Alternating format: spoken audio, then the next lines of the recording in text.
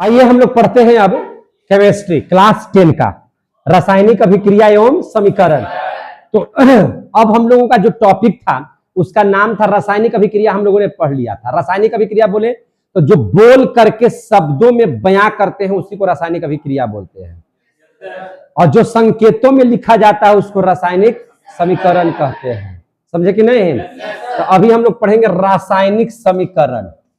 कल यही एक आध को पढ़ाए थे और खत्म हो गया था, तो इसको बढ़िया से डिटेल में पढ़ते हैं। रासायनिक समीकरण तो इसको बोलेंगे हम लोग केमिकल इक्वेशन।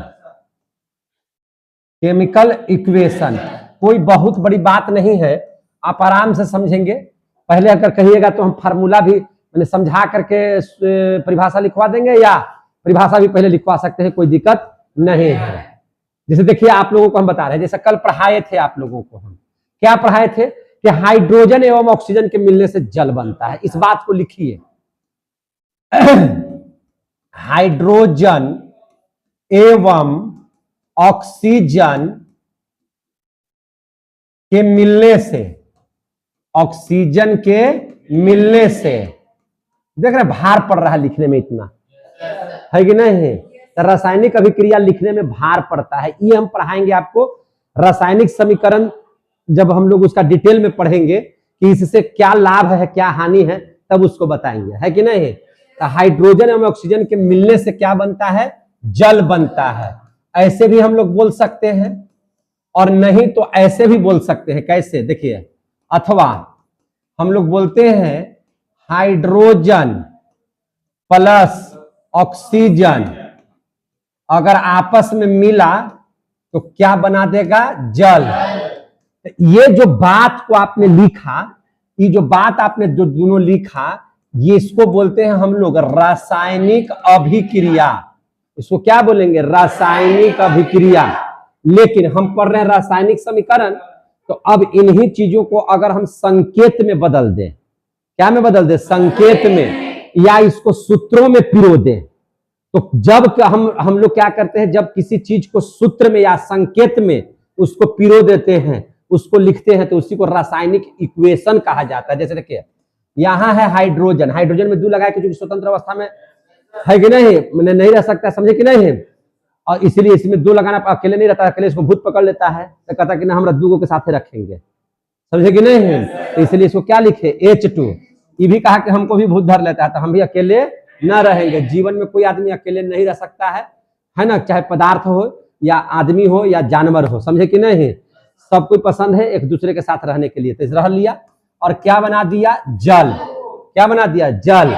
तो अब इसको जल जब बन गया तो ये जो चीज हो गया ना भैया, ये हो गया रासायनिक समीकरण। समझ में आई बात है? ये क्या हो गया? रासायनिक समीकरण। हमको लगता है कि अब समझ में आ गया होगा। जैसे हम लोग लिखते हैं, देखिए ध्यान से, हम लोग क्या लिखते हैं कि हाइड्रोजन की अभिक्रिया, हाइड्रोजन की अभिक्रिया हम लोग क्लोरीन से करवाते हैं। किससे करवाते हैं? क्लोरीन से। तो क्लोरीन से करवाए तो क्या बना दिया? हाइड्रोक्लोरिक अम्ल। तो ये जो बतिया लिखे ना मेरे भाई, तो ये हो गया रासायनिक अभिक्रिया। समझ में आ रहा होगा अब ये क्या हो गया? रासायनिक अभिक्रिया। लेकिन इसको संकेत में लिखिए H2 प्लस Cl2, तो क्या बना देगा? HCl। तो ये जो हो गया ना, ये हो गया रासायनिक समीकरण। समझ में आ रही है बात? जैसे आप लिखते हैं कैल्शियम कार्बोनेट को गर्म करते हैं, कैल्शियम है क्या चीज? कार्बोनेट। तो कैल्शियम कार्बोनेट को आपने क्या कर दिया? गर्म कर दिया। तो यह बदल गया किस में? कैल्शियम ऑक्साइड और कार्बन डाइऑक्साइड में। समझे कि नहीं? तो कैल्शियम ऑक्साइड ऐसे लिखना है आपको, कैल्शियम ऑक्साइड और क्या चीज में? कार्बन डाइऑक्साइड में। तो इतना सारा जो बात लिखे मेरे ब्रदर, तो ये जो आपने लिखा, ध्यान से समझिए, ये जो आप लिखे, तो ये भैया क्या हो गया? रासायनिक अभिक्रिया।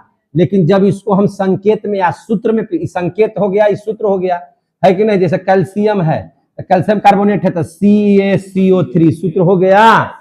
इसको गर्म कर दीजिए, क्या कर दीजिए? गर्म कर दीजिए। समझे कि नहीं? इसको डेल्टा बोलते हैं, समझे? तो जब गर्म कर दीजिएगा तो क्या में बन जाएगा? कैल्शियम ऑक्साइड, यानी कि CaO कार्बन डाइऑक्साइड CO2। जब संकेत या सूत्र में बदल दीजिएगा तो इसको हम लोग बोलते हैं रासायनिक समीकरण। मेरे भाई क्लियर हो गया? अब इसकी परिभाषा हम इसी आधार पर, अगर इसको यहाँ पे परिभाषा को हम दे दे तो कोई दिक्कत है? तो क्या परिभाषा इसकी हो सकती है? तो इसकी परिभाषा हो सकती है कि रासायनिक अभिक्रिया को, रासायनिक माने हिंदिया में जो लिखल है या अंग्रेजिया में जो लिखल रहेगा, बात बना करके हाइड्रोजन, तो उसको यानी कि रासायनिक अभिक्रिया को उनके संकेतों और सूत्रों में, है ना, सूत्रों की सहायता से अगर हम लोग उसका निरूपण करते हैं तो इसी चीज को रासायनिक समीकरण बोला जाता है। क्या बोलेंगे कि रासायनिक, क्या चीज? रासायनिक अभिक्रिया, रासायनिक अभिक्रिया को उनके संकेतों या सूत्रों की सहायता से निरूपित करते हैं, निरूपण करते हैं, है ना, निरूपण करते हैं। समझ में आ रही है बात? रासायनिक अभिक्रिया को उनको संकेतों या सूत्रों से, है ना, सूत्रों की सहायता से निरूपण करते हैं, तो इसे क्या कहते हैं? रासायनिक समीकरण, है ना, रासायनिक समीकरण कहलाता है। क्लियर हो गया? समीकरण कहलाता है। समझ में आ गया बात है? अब जब रासायनिक अभिक्रिया हो रहा है तो उसके पश्चात, जब रासायनिक अभिक्रिया हो रहा है, जब इन दोनों पदार्थों को हम लोग मिला रहे हैं, कुछ नया पदार्थ बन रहा है, या बड़े पदार्थों को तोड़ रहे हैं तब भी नया नया पदार्थ बन रहा है, तो रासायनिक अभिक्रिया के फलस्वरूप जो होने वाली घटनाएं हैं, या कह सकते हैं कि रासायनिक अभिक्रिया के फलस्वरूप जो होने वाली विशेषताएं हैं, उसके बारे में बताइए। तो अगला टॉपिक यही रहेगा। कोई दिक्कत है? तो ये वाला बात समझ में आ गया कि नहीं समझ में आ गया? तो अगला टॉपिक हम लोग पढ़ लेते हैं कि रासायनिक अभिक्रिया के फलस्वरूप होने वाली घटना। रासायनिक अभिक्रिया के फलस्वरूप, है ना, फलस्वरूप क्या लिखेंगे? घटने वाला घटना, घटने वाला घटना, या कहीं लिखल रहेगा विशेषता क्या है। समझ में आ रहा है कि नहीं आ रहा है? तो अगर ऐसा आ जाएगा तब इस बात को समझ लीजिए। समझे कि नहीं? तो 5 तरह की विशेषता बोलिए, या 5 तरह की घटना घटेगा। कितना तरह का? 5 तरह का। कितना तरह का घटना घटेगा? 5 तरह का। कौन कौन से घटना घटेगा? तो जब भी रासायनिक अभिक्रिया होगा मेरे भाई, तो गैस का बनेगा। गैस भी बन सकता है, मैंने 5 में से कोई एक चीज होना ही होना है। नहीं समझे मेरी बात? रासायनिक अभिक्रिया में, जब रासायनिक अभिक्रिया के फलस्वरूप जो घटना घटेगी, हम 5 चीज बता रहे हैं, 5 चीज में से कोई ना कोई एक चीज होगा, बिना होले नहीं रहेगा, बिना होले नहीं रहेगा। समझ में आ रहा है बात? जैसे देख लीजिए, सब हो सकता है कि आप रासायनिक अभिक्रिया कीजिएगा ना तो गैस बनेगा, गैस का बनना। समझ में आ रही है बात?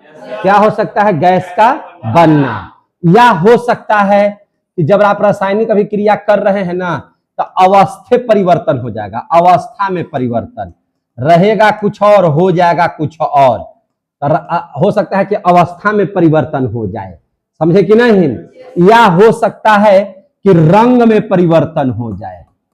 किसमें परिवर्तन हो जाए? रंग में परिवर्तन हो जाए। या हो सकता है कि आपको जो है ताप में परिवर्तन हो जाए। क्या चीज में परिवर्तन हो जाए? ताप में परिवर्तन हो जाए। ये क्या हो गया? 4 गो। या हो सकता है कि आपको जो है अवक्षेप बने। क्या बने? अवक्षेप। तो अवक्षेप का बनना भी हो सकता है। तो आप देख लीजिए, जब आप रासायनिक अभिक्रिया कीजिएगा निश्चित तौर से इन 5 में से कोई ना कोई चीज आपको होगा ही होगा। कैसे होगा? तो सबसे पहले हम लोग गैस का बनना सीखिए।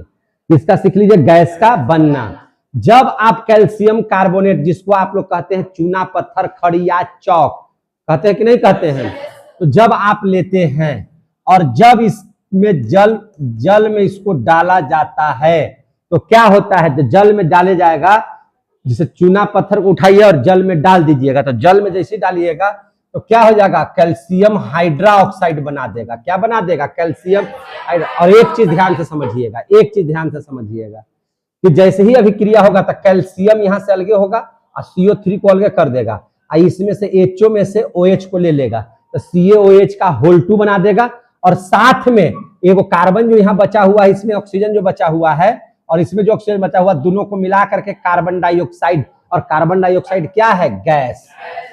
तो अभिक्रिया हुई तो देखिए गैस बना कि नहीं बना। तो हो सकता है कि बहुत सारे ऐसी अभिक्रियाएं हैं जिसको आप करवाइएगा तो गैस का निर्माण हो सकता है, कुछ ना कुछ तो होगा। आप जब भी अभिक्रिया करवाइएगा तो प्रत्येक अभिक्रिया में इन पांचों में से कोई ना कोई चीज एक होगा। समझ में आ रही है बात। जैसे एक उदाहरण और ले लीजिए, जैसे मान लीजिए कि आप जेडेन ले लेते हैं, है कि नहीं, क्या ले लेते हैं, जेडेन। एक ले लेते हैं हाइड्रोक्लोरिक अम्ल। हाइड्रोक्लोरिक अम्ल कहां से निकलता है, पेट में से, याद है ना, पेट से, पेट की दीवार से क्या निकलता है, हाइड्रोक्लोरिक अम्ल निकलता है। समझ में आ रही है बात। अब ध्यान दीजिएगा, जेडेन प्लस है, Hb प्लस है, Cl माइनस है। जब भी अभिक्रिया होगा ये बात को नोट कर लीजिएगा, अलग हो जाएगा। ये क्या होगा, HCl जो प्लस माइनस एक में है, अलगे होना है, इसीलिए अभिक्रिया होता ही है। समझे कि नहीं। अभिक्रिया का मतलब होता है फैटाफैटी, लड़ाई झगड़ा है ना, रिएक्शन, गर्मा गर्मी का माहौल रहता है, उसी को क्या कहते हैं, अभिक्रिया। कुछ नया बनने का, कुछ नया सोचने का, कुछ नया होने का उसमें गुण होता है। तब जब ये अलगे अलगे हो जाएगा तो इस Cl के पास रास्ता है और जेडेन के पास भी रास्ता है। जेडेन Cl के साथ संपर्क कर लेगा और क्या बना देगा, जेडेन Cl2 बनाएगा। काहे Cl2 बनाएगा, यहाँ सर Cl अकेले था, 2 काहे बना देता। आप नहीं पढ़े कि जेडेन की संयोजकता +2 और क्लोराइड की संयोजकता 1, तो एक इसके साथ चला जाएगा, इसके साथ चला जाएगा, तो जेडेन Cl2 बना देगा। समझ में आ रही है बात। हाँ, तो जेडेन Cl2। अब हाइड्रोजन टुकुर टुकुर अकेले देख लेगा, तो हाइड्रोजन हो गया गैस, गैस बनेगा तो क्या हो जाएगा, उड़ेगा। समझ में आ गई बात। तो जब भी अभिक्रिया होगा तो हो सकता है कि बहुत सारी अभिक्रियाएं ऐसी हैं जिसमें गैस बनता है। तो हो गया, समझ में आ गई बात। बहुत सारे अभिक्रिया ऐसे होते हैं जिसमें अवस्था ही परिवर्तन हो जाता है। कैसे, आप लिए थे गैस, हाइड्रोजन क्या लिए थे, गैस, ऑक्सीजन के रूप में क्या लिए थे, गैस। ये दोनों गैस है, दोनों गैस है, तो दोनों गैस है, तो अवस्था इसकी क्या चीज की है, गैस की। लेकिन जब आपस में अभिक्रिया किया तो क्या बना दिया, जल। तो आपस में अभिक्रिया करके क्या बना देता है, जल। तो जल बना दिया तो ये गैस, तो ये क्या हो जाएगा, लिक्विड।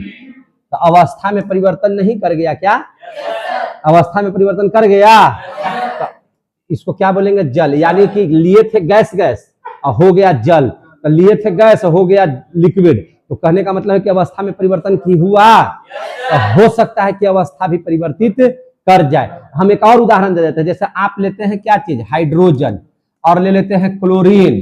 क्या ले लेते हैं, अभी बैलेंस नहीं कर रहे हैं, है कि नहीं। बैलेंस करने के लिए हम सिखाएंगे आप लोगों को, तो सीख जाइएगा बढ़िया से, समझे कि नहीं है। तो और सिखेबो करेंगे तो ढेर सारा बात सिखा देंगे उसमें, समझे कि नहीं, बैलेंस करने के लिए। तो चलिए, तो हाइड्रोजन ले लिए या क्लोरीन ले लिए, तो क्या बन जाएगा, तो ये बन जाएगा हाइड्रोक्लोरिक अम्ल। जैसे यहाँ 2 क्लोरीन, यहाँ 2 क्लोरीन, तो यहाँ 2 से गुना कर दीजिए तो बैलेंस हो जाएगा, है कि नहीं। तो ये भी क्या है, गैस है, क्लोरीन भी क्या है, गैस है। ये जब हाइड्रोक्लोरिक अम्ल बन गया तो ये क्या हो गया, लिक्विड। ये क्या हो गया, लिक्विड। तो क्या अवस्था में परिवर्तन हुआ कि नहीं हुआ, एकदम हो गया, समझे कि नहीं। अब देख लीजिए रंग में परिवर्तन, तो रंग में भी परिवर्तन होता है। कैसे, पान के दुकान पर जाइए, पान के दुकान पर पनवा के पतवा खाते हैं हरियर, मुहवा में से निकलता है लाल, तो रंग में परिवर्तन हो गया। अभिक्रिया हो रही है तो उसमें क्या डलाता है, पनवा में कथक डलाता है और चूना। तो कथक और चूना आपस में संपर्क कर गया तो रंग क्या कर दिया, लाल। रंग क्या कर दिया, लाल।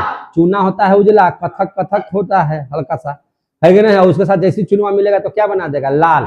तो रंग में परिवर्तन हो गया। तो इसका उदाहरण क्या हो सकता है, तो पान के रंग में परिवर्तन, है कि नहीं, पान के रंग में परिवर्तन,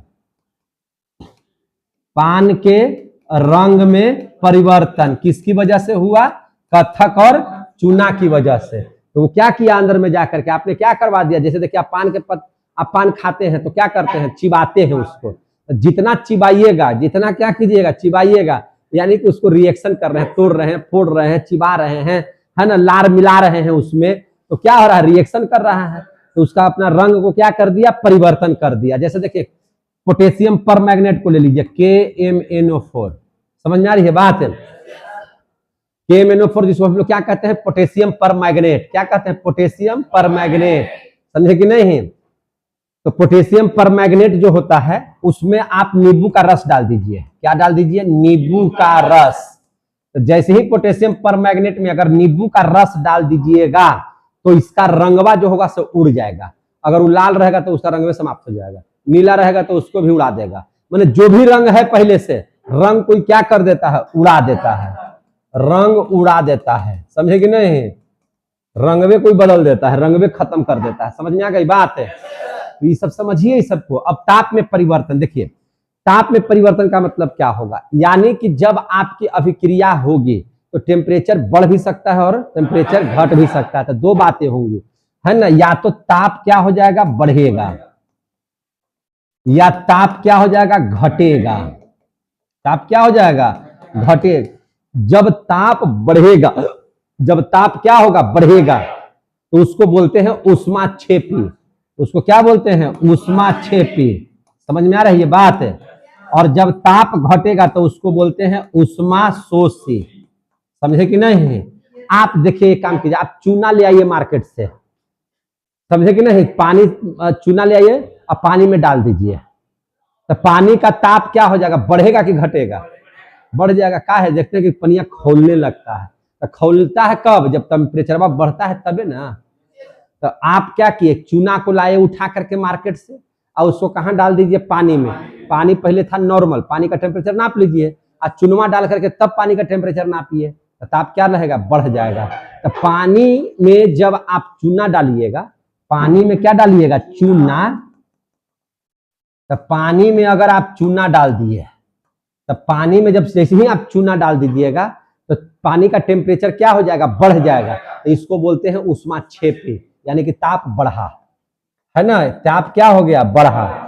और आप देखते हैं कि जब आपको क्या होता है, जब पानी आप देखते हैं घर में अगर पानी को आप उबाल रहे हैं, है कि नहीं, पानी उबल रहा है, पूरा खोल रहा है, तो उसमें अगर कुछ नमक चाहे तेल वगैरह डाल दीजिएगा तो वो डाउन कर जाएगा।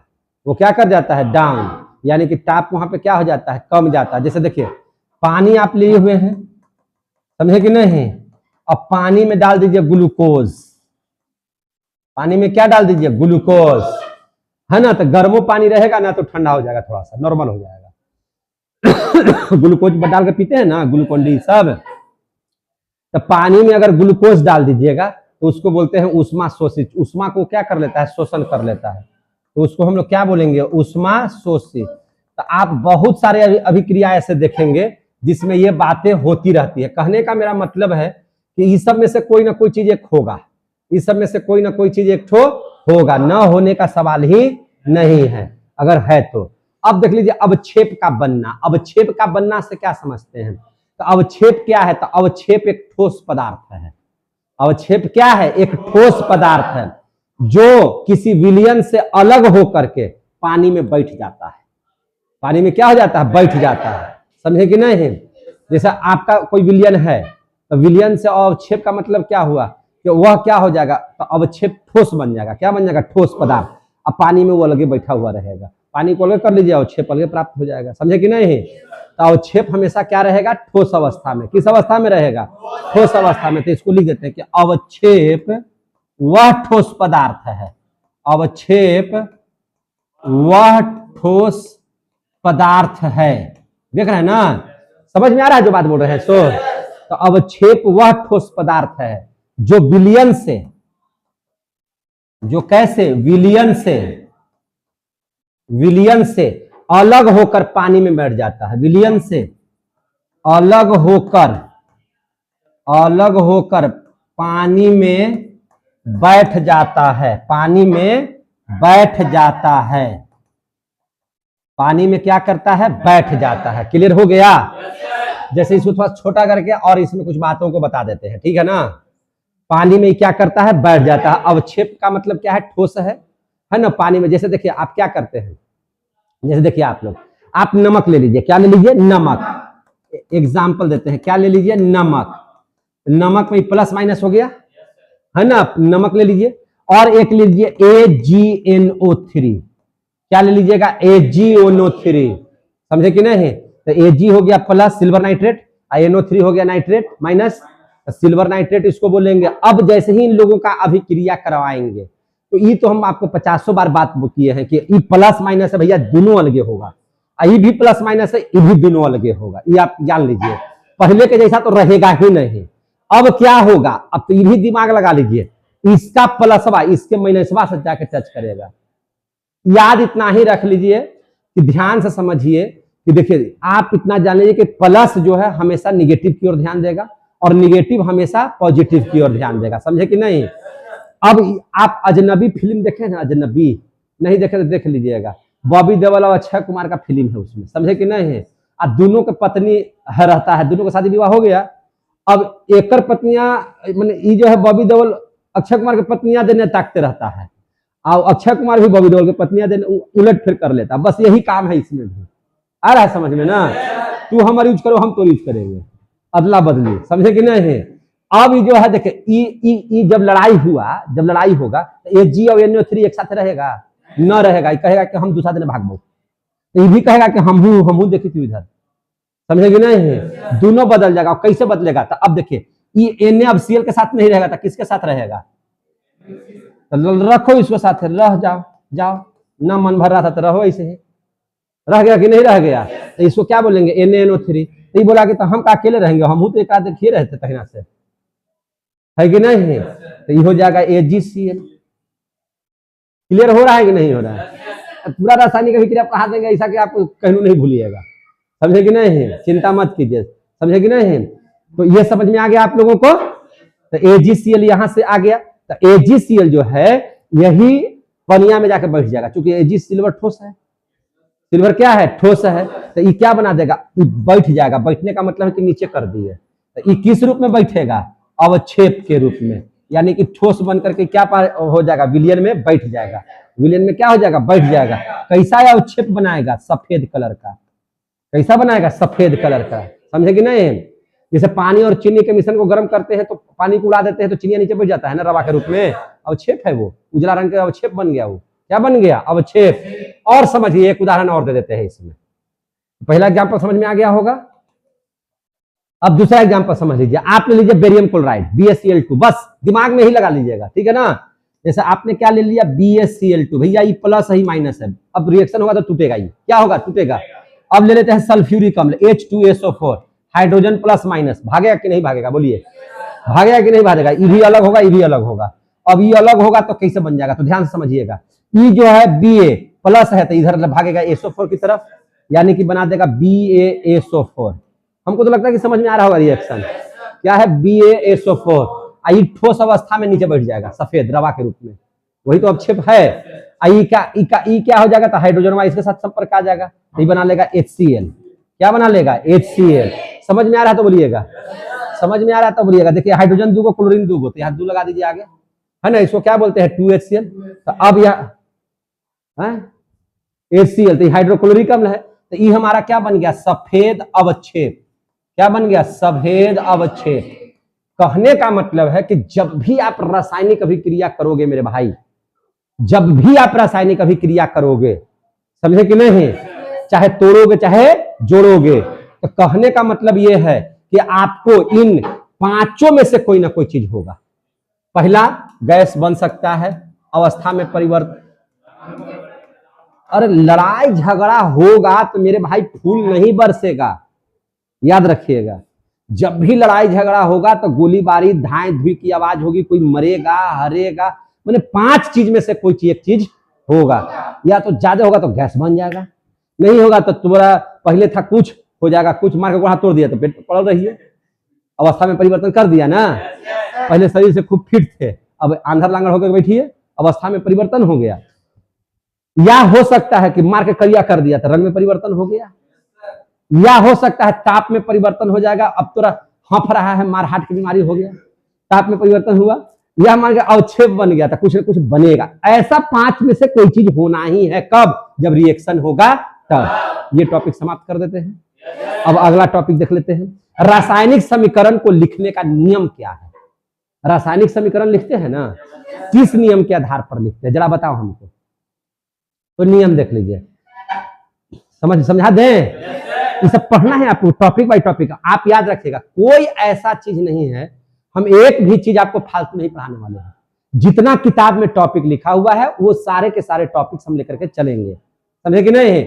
न एक चीज जोड़ेंगे न एक चीज हटाएंगे, सब के सब को पढ़ा देंगे, जोड़ देंगे, हटाएंगे नहीं, समझे कि नहीं। तो अब हम लोग देख लेते हैं रासायनिक समीकरण को लिखने का नियम।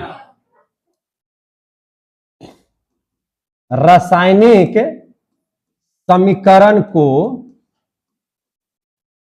लिखने का नियम,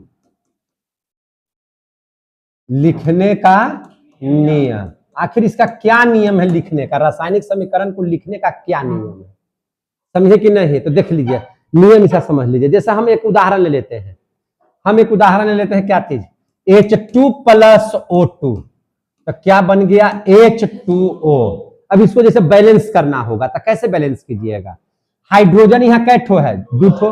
देखिए बैलेंस जब भी किया जाता है तो पहला तत्व को देखिए ध्यान से, और उसके अणुओं की संख्या को मैंने देखिए कि कितना है, परमाणुओं की संख्या को देखिए कितना है। तो हाइड्रोजन है कितना, 2। इधर भी तीर के बाएं साइड और दाएं साइड मिला दीजिएगा, इधर भी हाइड्रोजन कितना है, 2, समझे कि नहीं। इधर कितना है, 2, समझे कि नहीं। तो ये तो दोनों बराबर है, तो कोई दिक्कत है नहीं।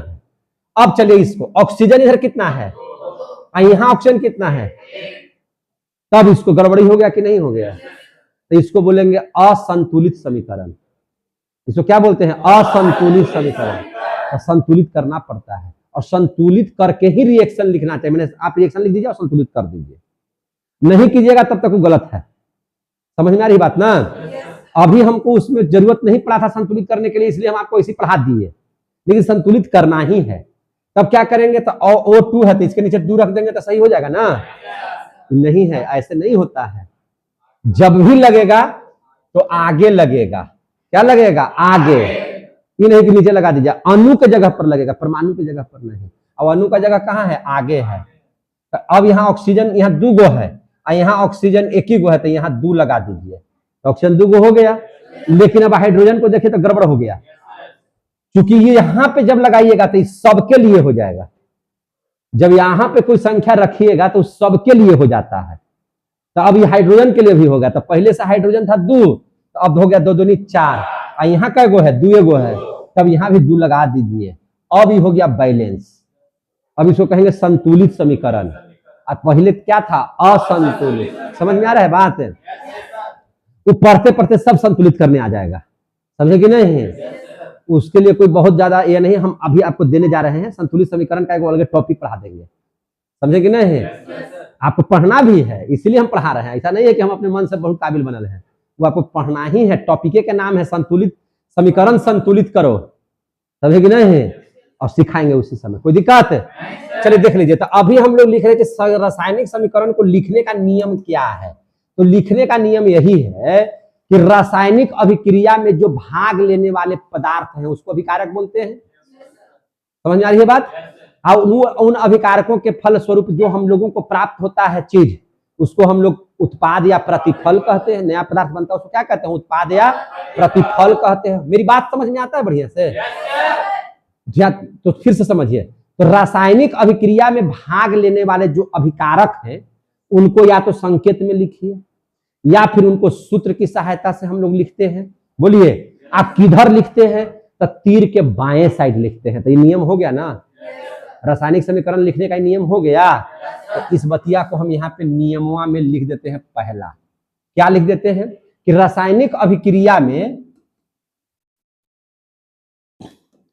रासायनिक अभिक्रिया में है ना, रासायनिक अभिक्रिया में भाग लेने वाले अभिकारक को, भाग लेने वाले जो अभिकारक होते हैं, भाग लेने वाले अभिकारक को, है ना, अभिकारक को संकेत एवं सूत्र की सहायता से, सूत्र की सहायता से, है कि नहीं, किधर रखते हैं, तो तीर से बाईं ओर लिखते हैं। किधर लिखते हैं, तीर से बाईं ओर लिखते हैं, तीर से बाईं ओर लिखते हैं। तो ये पहला नियम हो गया। अच्छा, ये सब बताता कौन है जी कि ऐसे समीकरण है, ये सूत्र है?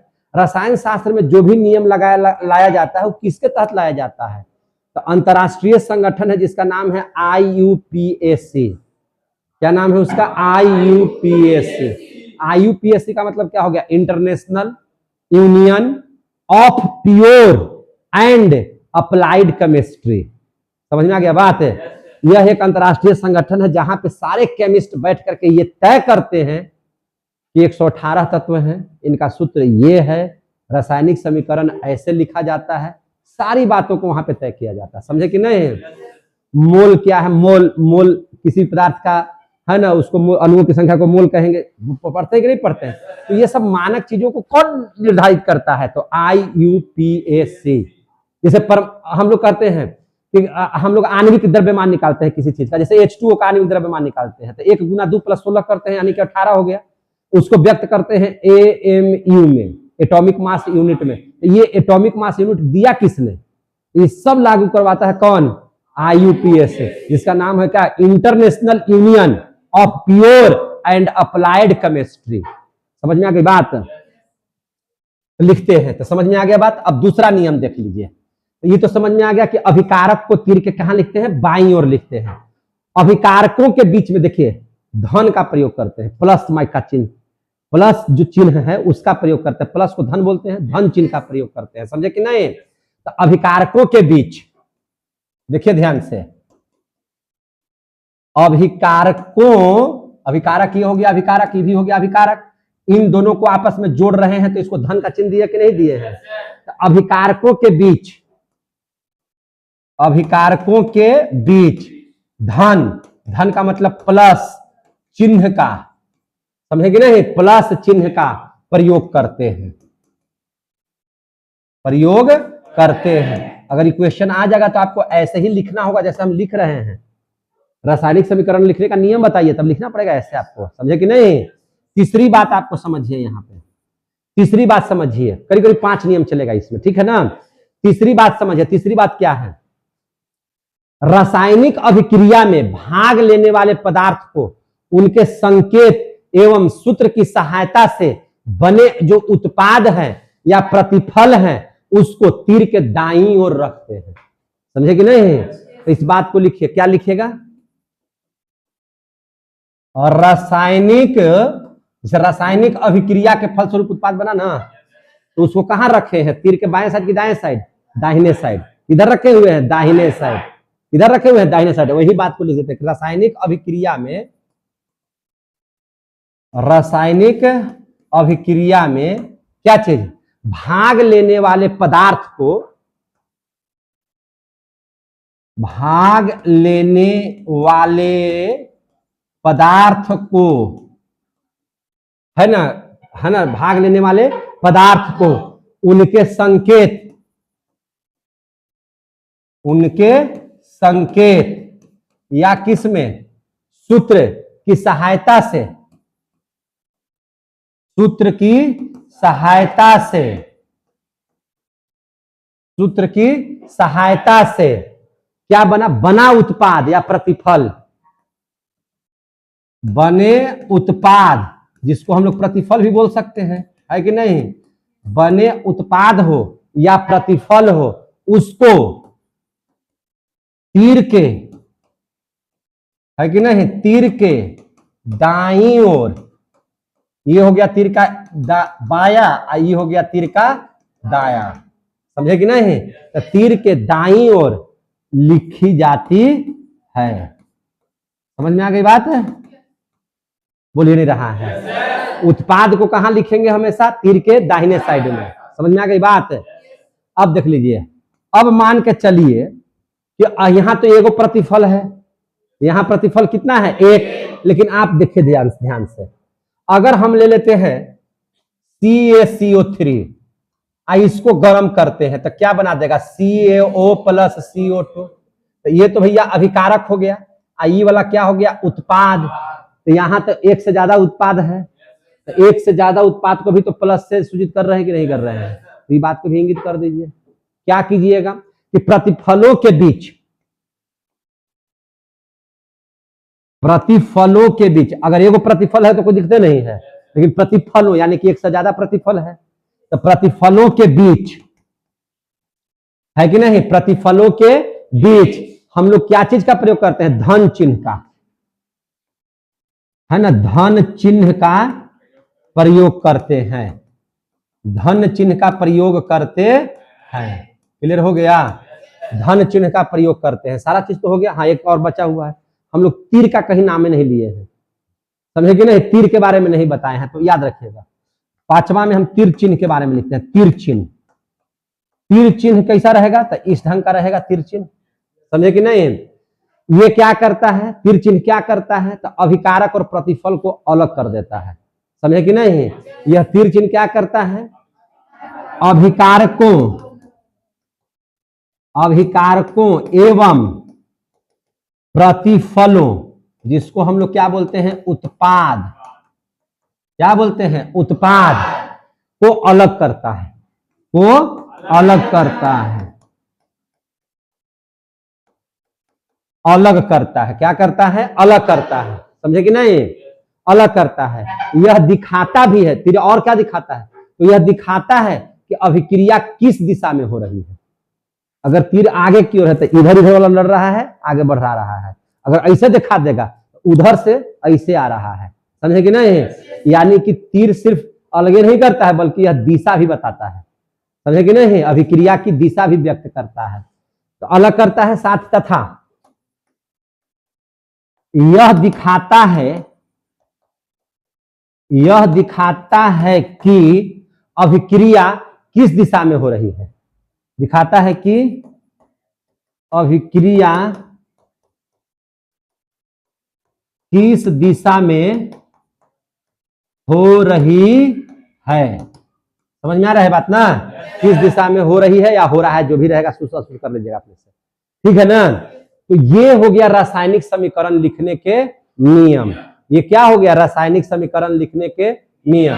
अभी हम आपको क्या बताए थे यहाँ पे कि समीकरण दो तरह का होगा, संतुलित, असंतुलित। जरा देख रहे हैं उसको, संतुलित समीकरण, असंतुलित समीकरण, ठीक है, फिर आपको करने के लिए देंगे। देखिए अगला टॉपिक लिख लेते हैं, क्या चीज, संतुलित समीकरण। एक दिन लिख देते हैं असंतुलित समीकरण। समझिए ध्यान से, असंतुलित समीकरण, देखिए ध्यान से। संतुलित समीकरण से असंतुलित समीकरण का, मान के चलिए कि यहां पे हमारा जो है ना,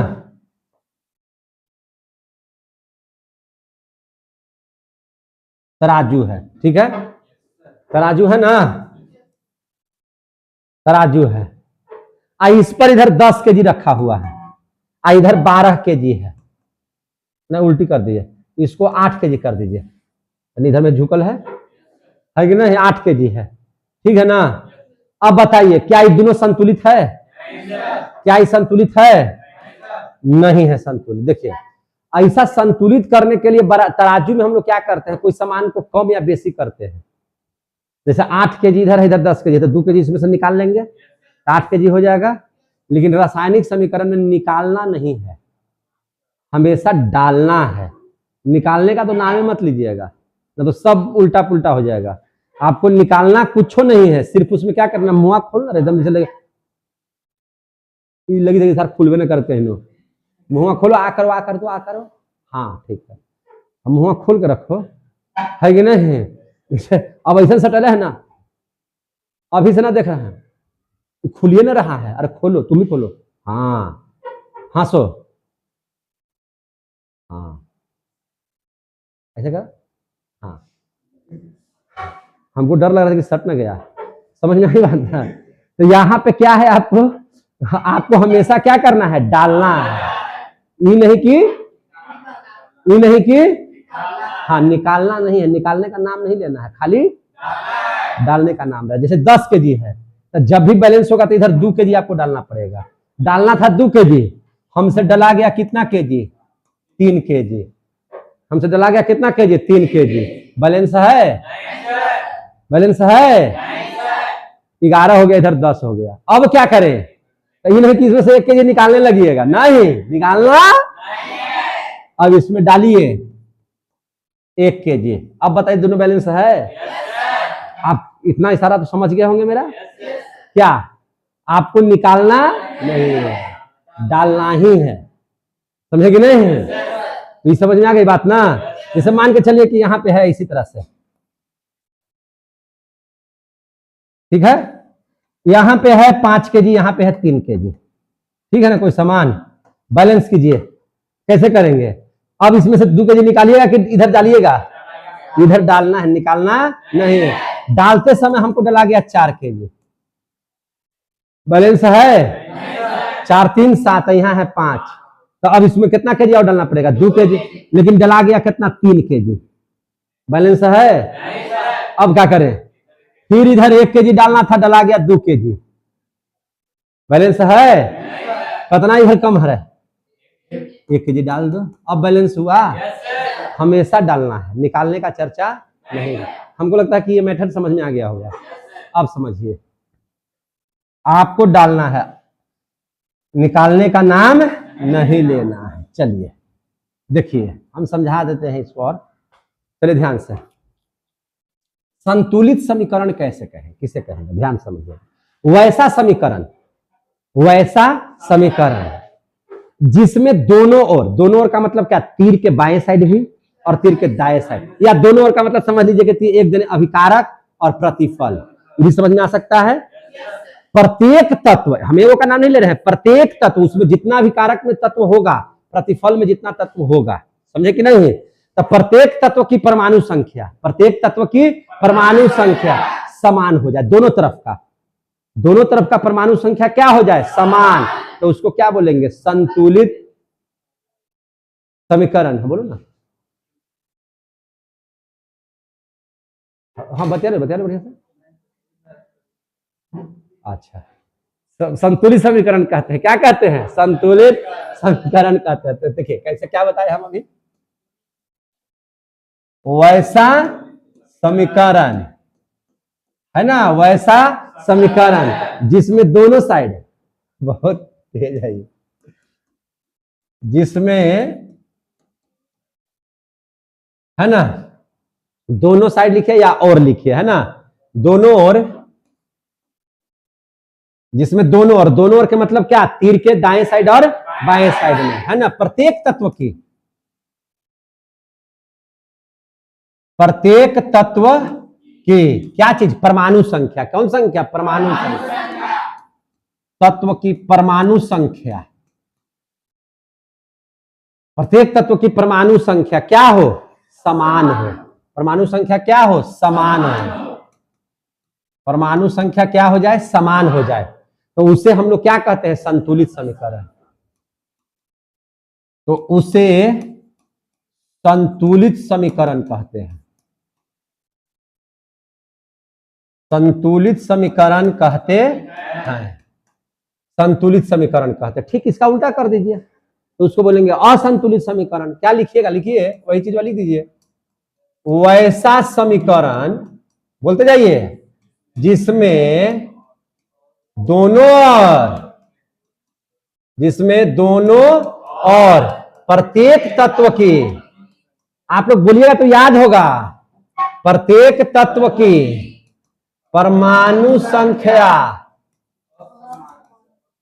समान न हो, समान न हो, उल्टा हमेशा मत लिखिए, समान न हो, तो उसे क्या कहते हैं? असंतुलित समीकरण कहते हैं, समीकरण कहते हैं। आ गया समझ में? असंतुलित समीकरण कहते हैं। जैसे देखिए, आपको हम बता रहे हैं, H2 प्लस O2 बना दिया H2O, बना दिया। अब देखिए गिनिए, हाइड्रोजन का परमाणु संख्या इसमें कितना है? 2। अब तीर के दाहिने साइड चलिए, हाइड्रोजन का परमाणु संख्या कितना है? 2। दोनों समान है, तब इतना ही से काम नहीं चलेगा, सब तत्व का लिखा हुआ देखिए, जिसमें प्रत्येक तत्व का नाम लेना है। अब चलिए ऑक्सीजन का, तो ऑक्सीजन का कितना है? इधर उत्पाद में आइए, ऑक्सीजन कितना है? कुछ नहीं है तो 1 है, तो यहाँ 2 है, यहाँ 1 है, तो समान है। तो ये समीकरण जो हो जाएगा असंतुलित हो जाएगा, इसको हम लोग बोलेंगे असंतुलित समीकरण। क्लियर हो गया? अब देख लीजिए एक और उदाहरण, जैसे आप ले लिए H2 और ले लिए क्या चीज? Cl2, और बन गया HCl। हाइड्रोजन कै गो? इधर हाइड्रोजन कै गो? कहानी खत्म हो गया, असंतुलित हो गया। क्लोरीन कै गो? इधर क्लोरीन कै गो? तो ऐसे समीकरण को क्या कहेंगे? असंतुलित समीकरण। क्लियर हो गया रे बाबू? अब इधर देख लीजिए, वही चीजवा को यहां लिखिए, H2 + O2 क्या हो जाएगा? H2O। H2 + Cl2 क्या हो जाएगा? HCl। अब देख लीजिए, हाइड्रोजन कैठो है, इधर कैगो है, कोई दिक्कत? अब इधर ऑक्सीजन क्या है? हाँ, इधर ऑक्सीजन क्या है? तो इधर वाला निकाल लेगा कि डालेगा? इधर निकालना, ये नहीं कि यहां से ऑक्सीजन में मिटा दो, 2 की जगह पर 1 छोड़ दो, ऐसा नहीं करना है, समझे? रानी विक्टोरिया, हाँ समझे? पूरा मोटरसाइकिल पर फोटो डालते हैं, इस फोटो ना डालो, भर 10th क्लास, 10वां क्लास, 11वां 12वां, इस सब में कोई रील मत बनाइए आप लोग, ये सब जिंदगी को संवारिए, ठीक है?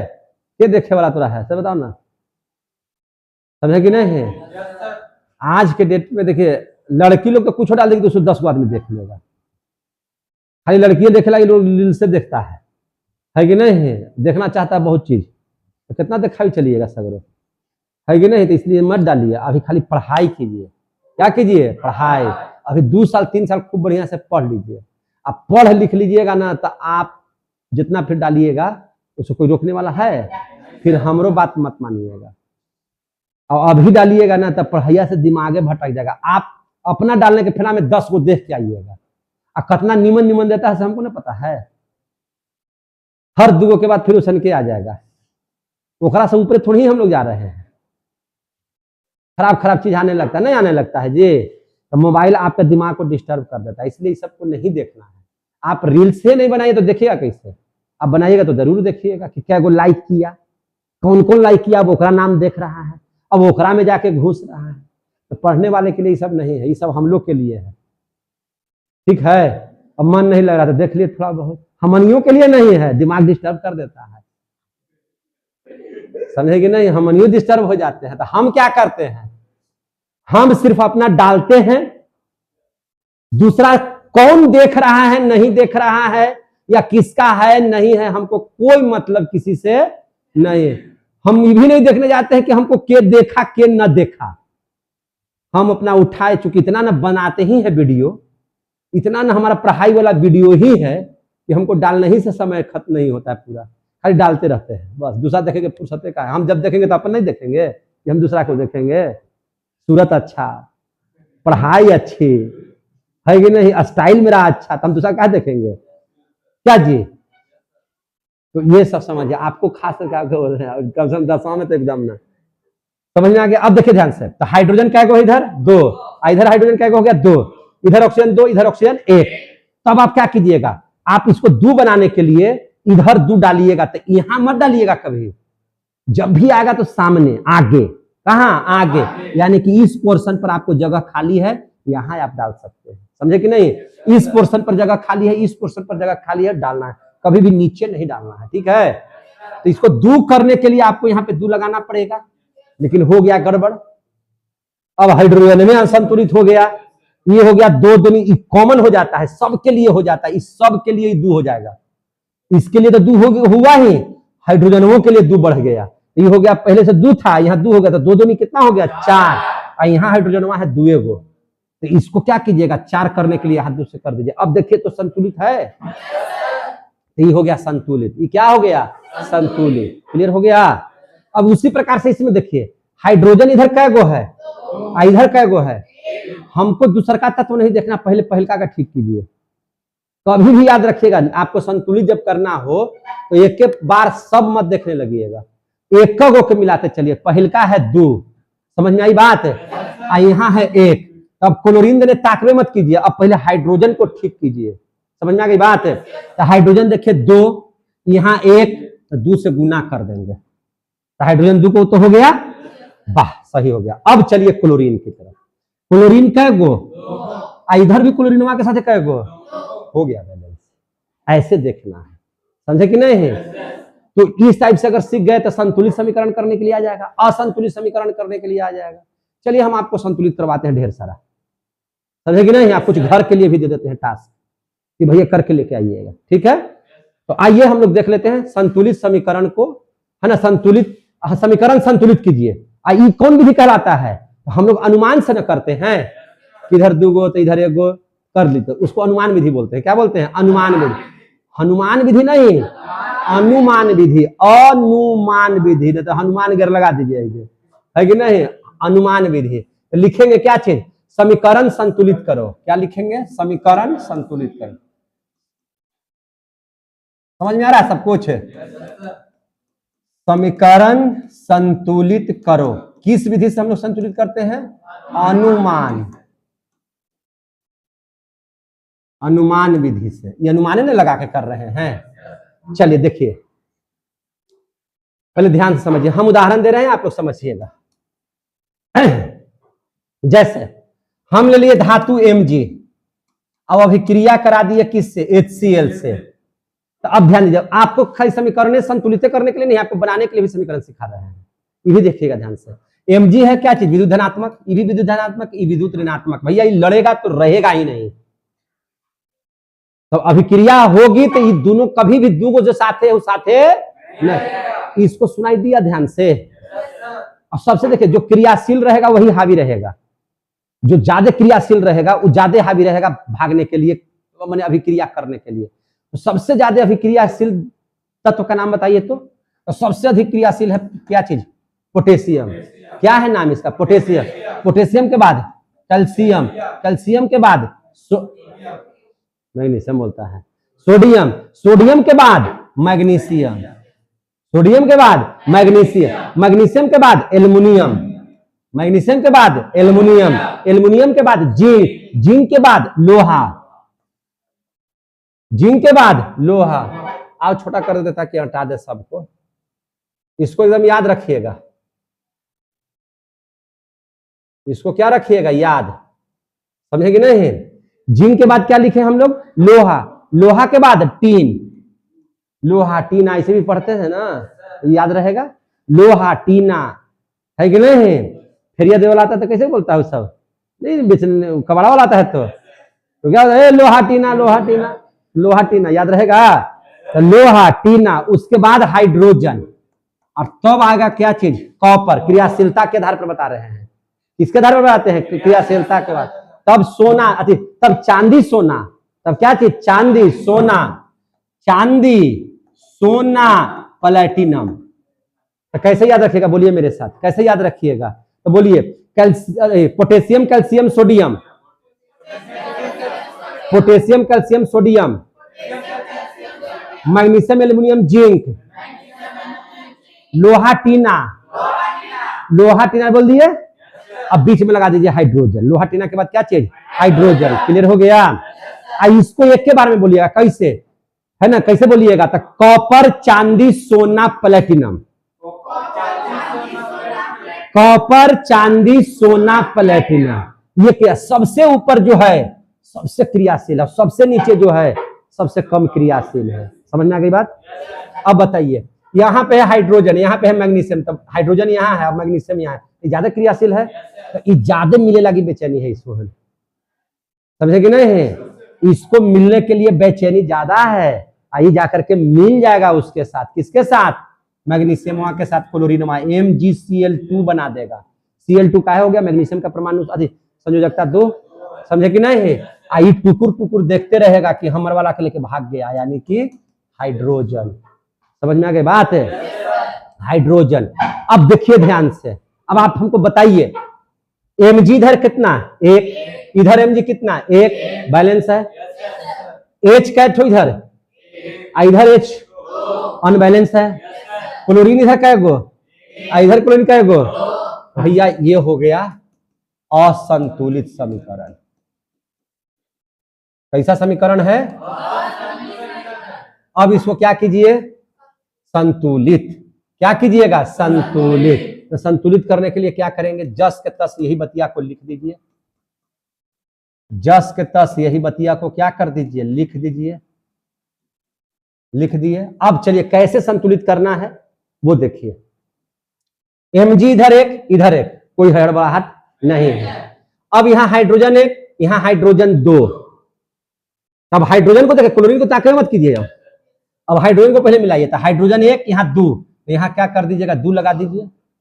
हाइड्रोजन मेरा हो गया। क्लोरीन यहां हो गया मेरा अब दो, इधर भी क्लोरीन दो। हो गया संतुलित कि नहीं हो गया?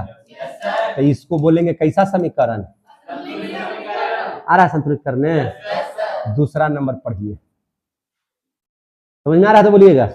दूसरा नंबर अब पढ़ लीजिए। क्या पढ़ लीजिएगा? जैसे ले लेते हैं AlCl3। AlCl3 है कि नहीं? और इसके भी क्रिया करा दे रहे हैं कैल्शियम हाइड्रोक्साइड से, यानी कि CaOH का होल 2 करवा रहे हैं। तो जब CaOH के होल 2 से भी क्रिया कराएंगे तब क्या होगा? देखिए ध्यान से, plus minus, plus minus. L बेचन की कैल्शियम बेचन। तो यहां देख लीजिए, एल्युमिनियम थोड़ी यहाँ पे है, क्रियाशील है। एकरो से ज्यादा क्रियाशील क्या है? कैल्शियम। अब इसको बेचैनी है कैल्शियम को इससे मिलने के लिए, समझे कि नहीं? तो कैल्शियम ज्यादा मिलने के लिए तैयार होगा किससे? क्लोराइड से। प्लसवा से मिलकर कुछ काम करेगा? नहीं करेगा काम, है कि नहीं? तो क्या बना देगा? CaCl2। क्या बना देगा? CaCl2। बनाया कि नहीं बनाया? ये बना देगा ClCl2।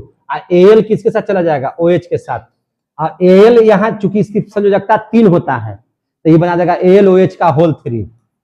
AlOH का होल 3। अब आपको तो इसी पर चल रहा है कि भैया OH यहाँ 2 है, यहाँ OH 3 है, अनबैलेंस है। तो ये जो आप लिखे हैं ये समीकरण कैसा समीकरण है? असंतुलित। अब इसका समीकरण को संतुलित कीजिए। संतुलित करने के लिए हूबहू लिख दीजिए AlCl3 प्लस CaOH का होल 2। इसको लिख दीजिए CaCl2, इसको लिख दीजिए AlOH का होल 3। लिख दिए। अब एक को मिला के चलिएगा, आपको बताना नहीं है। Al यहाँ कितना है? एक। इधर भी Al कितना है? एक। पूछ रहे तो एक है, बैलेंस है। Cl कैगो है मेरे भाई? यहाँ Cl कैगो है? हमको दूसरा देने नहीं ताकना, पहले Cl को ठीक कर लेना है। तो Al को अगर Cl 3 है और यहाँ Cl 2 है, तो दोनों सम विषम है, तो गुना कर दीजिए। 3 दूनी 6। 6 करने के लिए इसमें 3 से गुना करना पड़ेगा और इसमें हमको 2 से गुना करना पड़ेगा। यही समाप्ति हो गया। हमको कितना से गुना करना पड़ेगा? 2 से। तो अब यहां ध्यान दीजिए, एल्युमिनियम मेरा हो गया 2। अब क्लोरीन तो हो गया 6 गो, लेकिन एल्युमिनियम कै गो रह गया? 2 गो। और यहाँ एल्युमिनियम कै गो हो गया? 1 ही गो। तो यहाँ 2 से गुना करिए, तो एल्युमिनियम मेरा 2 हो गया, यहाँ एल्युमिनियम 2, क्लोरीन 6, क्लोरीन 6। अब आगे आइए कैल्शियम। कैल्शियम यहाँ कै गो हो गया? 3। और यहाँ कै गो है? 1। तो यहाँ 3 से गुना कर दीजिए, तो यही सही हो गया। OH कै गो यहाँ हो गया? 6 गो। और यहाँ OH कै गो हो गया? 6। सब हो गया क्लियर? सब क्लियर हो गया कि नहीं हो गया? तो इसको क्या बोलेंगे? संतुलित। अब कैसे करना है समझ में आया? कैसे सीखना है, कैसे करना है समझ में आ गया? तीसरा देख लीजिए, कैमा देख लीजिएगा। तीसरा हम ले लेते हैं Fe, रिएक्शन करवाते हैं H2O के साथ। कैसे करवाते हैं? H2O के साथ। तो बना देता है FeO के साथ लेकर के Fe3O4। क्या बना दिया? Fe3O4। और प्लस बना दिया क्या चीज? H2। अब बताइए, यहाँ Fe 1 है, यहाँ 3 है, अनबैलेंस हो गया। तो इसको लिखेंगे कौन सा समीकरण है भैया? असंतुलित है। कैसा है? असंतुलित है। अब देख लीजिए, हूबहू यही चीज आपको लिखिए, Fe2O Fe3O4 प्लस H2। अब बैलेंस कीजिए। अब क्या कीजिएगा? बैलेंस। कैसे बैलेंस होगा ध्यान से समझिएगा। Fe यहाँ 1, यहाँ 3, सीधा 3 से गुना कर दीजिए।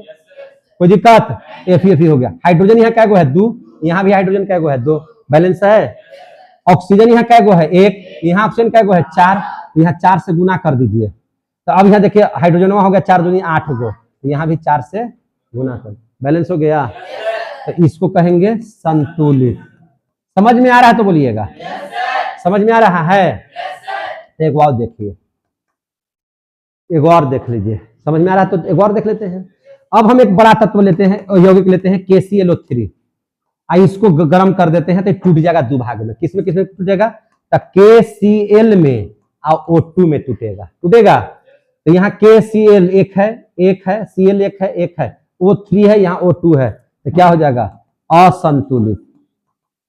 यह क्या हो जाएगा? असंतुलित। समझ में आ रही है बात? तो इसको क्या करना है? संतुलित। अब क्या करना है? संतुलित। क्या करना है? संतुलित। तो अब कैसे करेंगे? तो KClO3 ये बना दिया KCl प्लस O2, तो KCl तो सब समान हो गया। ऑक्सीजन है 3 और यहाँ है 2, तो भैया 3 दूनी 6, तो 6 करने के लिए यहाँ 3 से गुना करना पड़ेगा, यहाँ 2 से गुना करना पड़ेगा। तो ऑक्सीजन तो 3 दूनी 6, 3 दूनी 6 हो गया बराबर, लेकिन K 2 गो Cl 2 गो हो गया, तो यहाँ 2 लगा दीजिए। आगे आ गया समझ में? तो इसको क्या बोलेंगे? संतुलित। इसको क्या बोलेंगे? संतुलित। समझ में आ रहा है तभी बोलिएगा। क्लियर हो रहा है ना? 5वां देखिए, एक और देखिए, पहले ही बता दिए कि अकबकाना नहीं है, जम के पढ़ाना है, ठीक है ना? इसलिए अकबकाइए मत, हमको बनाने दीजिए, उदाहरण देने दीजिए, पूरा दिमाग में ठूस देना है, समझे कि नहीं? ताकि आप गड़बड़ाइए नहीं। जैसे एल्युमिनियम हम ले लिए और यहाँ अभी क्रिया करा दिए H2SO4 से, सिखा भी रहे कि कैसे टूटता है, कैसे बनता है। जैसे एल्युमिनियम ज्यादा क्रियाशील है, हाइड्रोजन कम क्रियाशील है। देखिए ना ध्यान से, एल्युमिनियम ऊपरे होगा, एल्युमिनियम यहाँ है और हाइड्रोजन यहाँ है, देखिए कितना क्रियाशील है। तो एल्युमिनियम SO4 को ले लेगा, एल्युमिनियम SO4 को क्या कर लेगा? ले लेगा। तो एल्युमिनियम का 3 होता है, तो SO4 के साथ 3 लग जाएगा। कैसे? तो AlSO4 का होल 3। समझ में आई बात? क्यों? एल्युमिनियम की संयोजकता +3 होता है। खत्म हो गया बैटरी। AlSO4 का होल 3, समझे कि नहीं? और जो हाइड्रोजन बच गया वो क्या हो जाएगा? अलग। हाइड्रोजन क्या हो जाएगा? अलग। क्या ये संतुलित है? Al1 ठीक है, हाइड्रोजन 2 ठीक है, SO4 1 SO4 यहाँ 3 हो गया, तो संतुलित नहीं है। तो इसको क्या बोलेंगे? असंतुलित। असंतुलित है ये। अब इसको संतुलित कीजिए कैसे? AlH2SO4, AlSO4 का होल 3 प्लस H2, तो Al एक है। अब चलिए आगे, H2 भी ठीक है, SO4 यहाँ 1 और यहाँ SO4 कितना है? 3, तो आप क्या कीजिएगा? सीधा 3 से गुना। 3 से क्या कीजिएगा? गुना। तो लगभग आपका HSO4 हो गया, लेकिन हाइड्रोजनवा हो गया 6, हाइड्रोजनवा कितना हो गया? 6, तो यहाँ भी 3 से क्या कर दीजिए? गुना। लगभग लगता है कि हो गया संतुलित। देखिए तो संतुलित हो गया। तो इसको क्या बोलेंगे? संतुलित समीकरण। क्या बोलेंगे?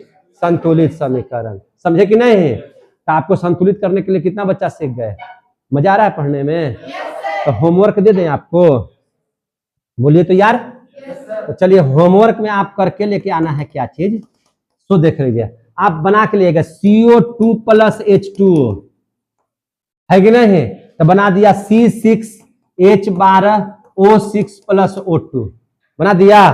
तो इसको कर लीजिएगा। एक बार दे देते हैं, पहला दे देते हैं और दूसरा दे देते हैं। क्या दे देते हैं? C6H12